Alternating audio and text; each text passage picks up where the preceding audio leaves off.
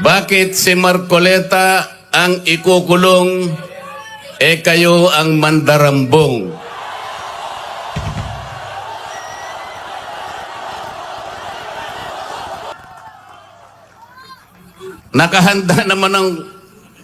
Nakahanda po akong magpakulong. Kung kinakailangang maaresto po ako, wala pong problema. Kung ito po ang kabayarang hinihingi para ipagtanggol ko ang katarungan at ang pambansang kagalingan at ang interes ng mamamayang Pilipino,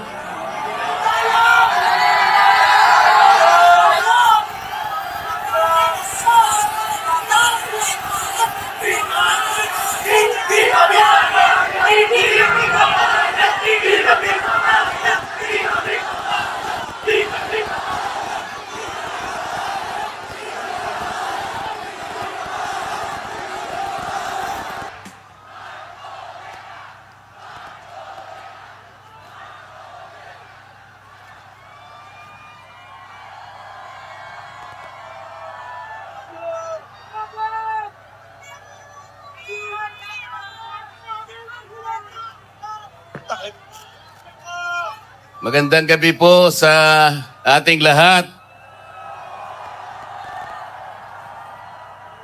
Unang-una na po ay gusto ko pong magpasalamat sa inyong lahat. Kahapon pa po ay tinitingnan ko na kayo. Lalong-lalo na po yung nanggaling pa sa malalayong lugar. Meron pa po ako nakitang nasa panig ng katandaan, mga lolo at mga lola. Kahit na po ang lakas ng buhos ng ulan, walang tumitinag, walang umuuwi. Lalo na kung nagpapahayag po kayo ng ating pagkakaisa, ang ating hinahanap na katarungan, hinahanap nating katotohanan, transparency, at accountability. Salamat po sa lahat ng mga kapatid sa Iglesia ni Cristo.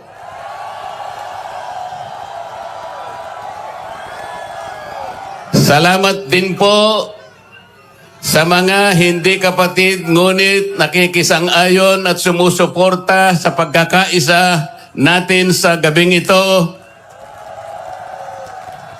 Ang iba po ay mga kakilala ko, yung iba po ay hindi ko man kakilala, ngunit nagpahayag po sila ng pagsuporta at pagmamahal sa ating bansa at sa ginagawa natin ngayon.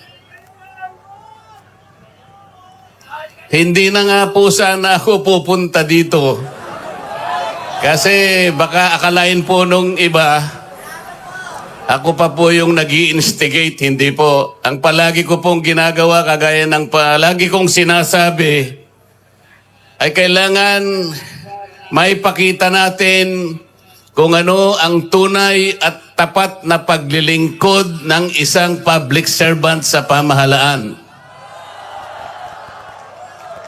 Gusto ko pong gamitin ang aking sarili na isang mabuting halimbawa kung paano ang isang public official ay tumupad ng kanyang tungkulin dahil sa pinagtiwalaan ng mga tao para sila ay paglingkuran.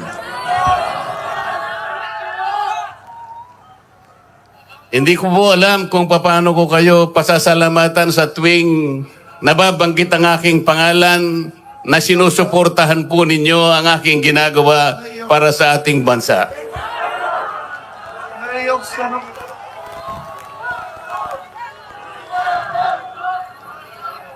Pangalawang araw na po ito, ngunit hindi ko nakikita sa mukha ninyo ang kapaguran.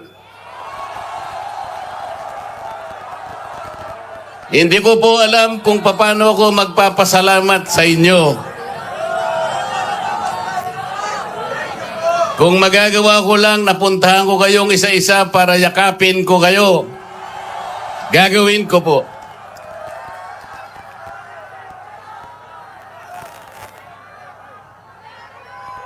Naisip ko nga, magdadala na lang ako ng hopya.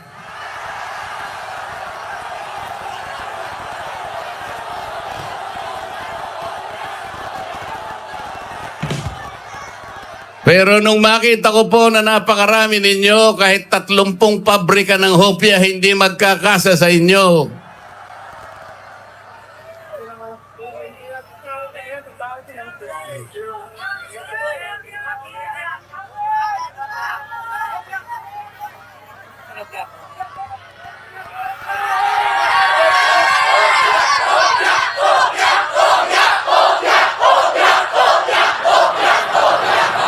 Bakit nilulunod ang pag-iimbestiga sa flood control scam? Bakit si Marcoleta ang ikukulong, kayo ang mandarambong?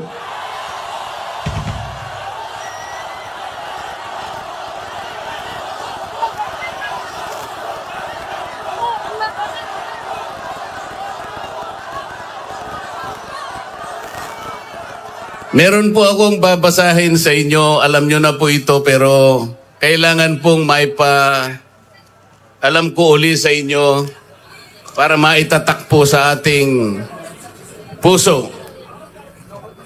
Ang babasahin ko po sa inyo ay yung pambungad o yung preambulo ng ating saligang batas. Ito po ang kauna-unahan, ito ang pambungad, ito yung panimula. Kung tawagin natin sa English ay preamble. Ito po ang sama-samang isinulat ng bawat isang Pilipino noong ang ating saligang batas ay ating pinagtibay. Babasahin ko po. Kami, ang nakapangyayaring sambayanang Pilipino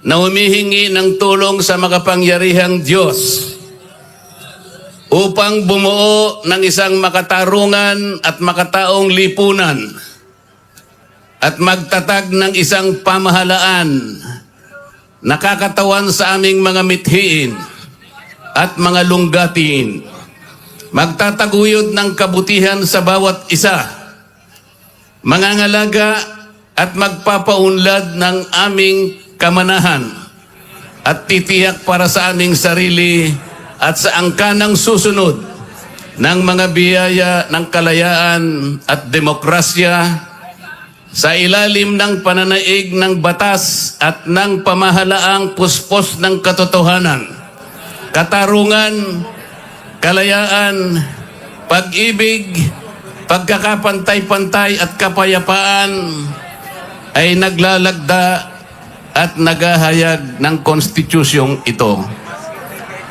Mga kababayan, ito po ang batayan kung bakit nandito tayo ngayon. Nais nating ipaalala sa pamahalaan ang ating mga layunin, ang ating mga adhikain, ang ating mga pangarap para sa ating sarili at sa susunod na saling lahi, at ang ating pangarap sa ating pinakamamahal na bansa. Ito po ang aking paninindigan at alam ko ito ang ating pinagkaisang paninindigan ngayong gabi. Nakahanda po akong magpakulong. Kung kinakailangang maaresto po ako, wala pong problema. Kung ito po ang kabayarang hinihingi para ipagtanggol ko ang katarungan at ang pambansang kagalingan at ang interes ng mamamayang Pilipino,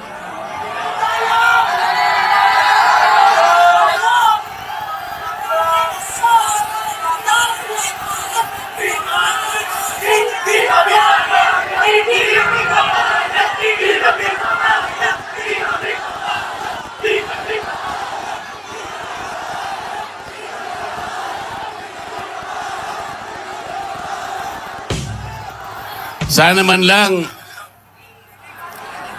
Sana man lang may ninakaw ako. Sana man lang kasama ko sa mga mandarambong. Mga nabanggit na yung mga pangalan nila. Ang isa ay si Martin Romualdez. Ang pinagdalhan ng mali-malitang pera.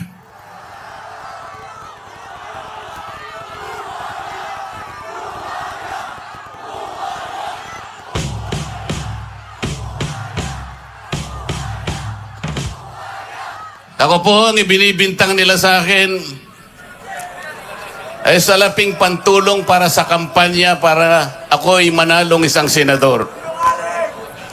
Mga kaibigan po na pribado at sarili lang pera ang kanilang itinulong sa akin, baka sakaling manalo nga po ako at nanalo nga po.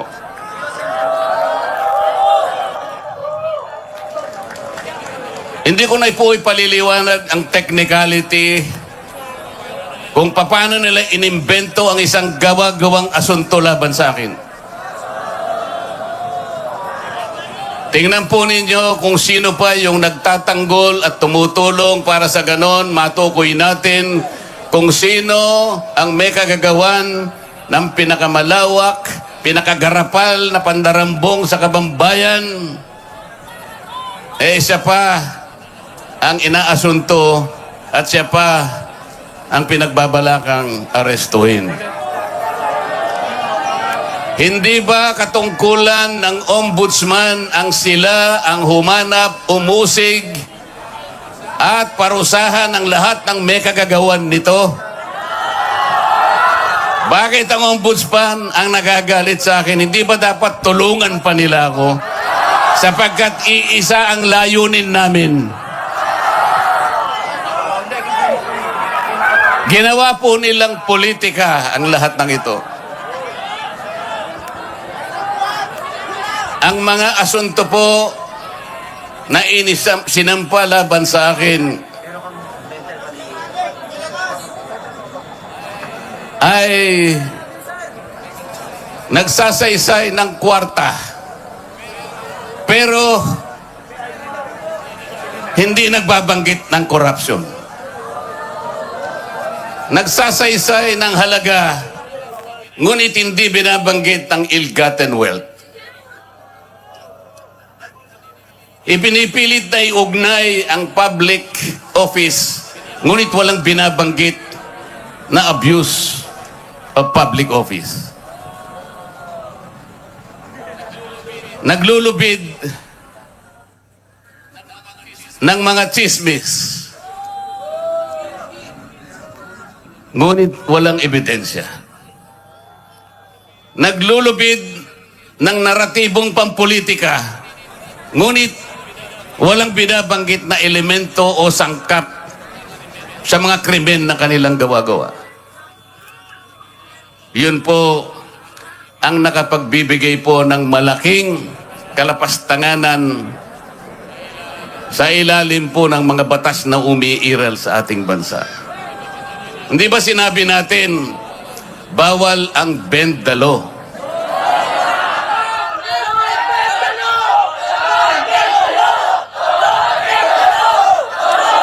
Ayun.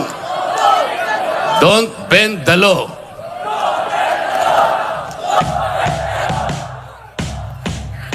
Paano naman kasi? Isa naman kasama ko doon sa bulwagan sa Senado, bigla na lang nagsalita.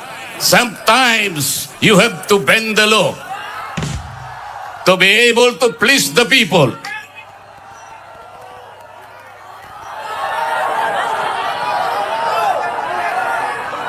Sumagot naman yung kausap.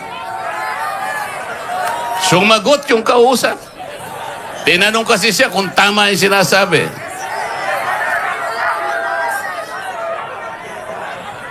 Ang sabi niya, yes sir.